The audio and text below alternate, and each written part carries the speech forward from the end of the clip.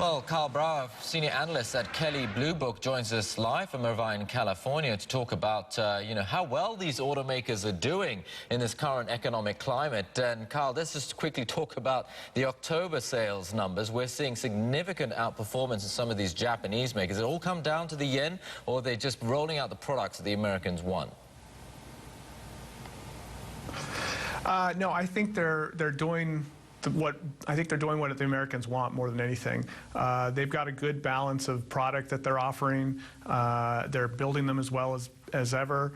They've increased the kind of emotional attachment with some better designs on the exterior. So I think they're hitting on everything they need to hit.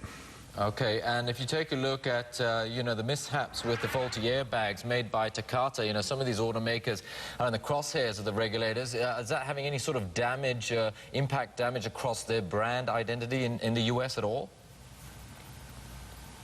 It's interesting because this might be the first time that a major recall is actually being laid at the feet of the supplier and not the automakers, because it really is seen as a Takata problem as opposed to the manufacturer problem. And that's good, because a lot of times those suppliers, they kind of get off scot-free and the manufacturers take the brunt. But this one is so big and it impacts so many different car companies that it's being called like the Takata Airbag recall in the U.S.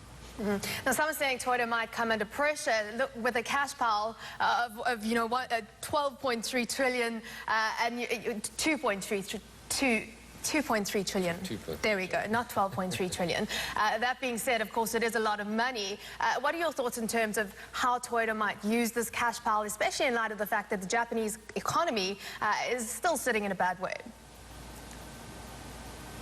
Yeah, I mean, I think Toyota is, of course, traditionally very conservative. I think they've built this kind of automotive empire and built this cash pile they've got in their bank through very conservative actions and being careful. So they've got plenty of money. They could research green technology. They could extend more of their hybrid efforts.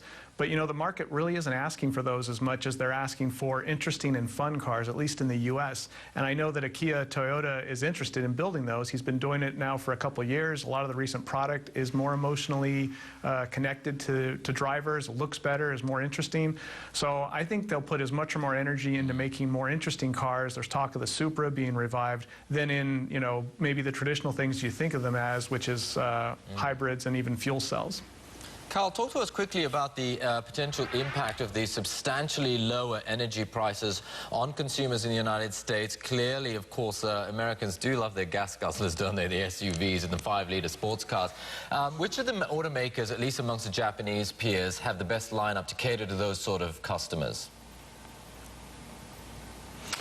Anyone who's got a mid-size or larger SUV or truck is going to be well positioned, and you're seeing that with brands like Toyota, where they've got plenty of SUVs, brands like Nissan, they've got some mid-size SUVs like the Rogue that does really well.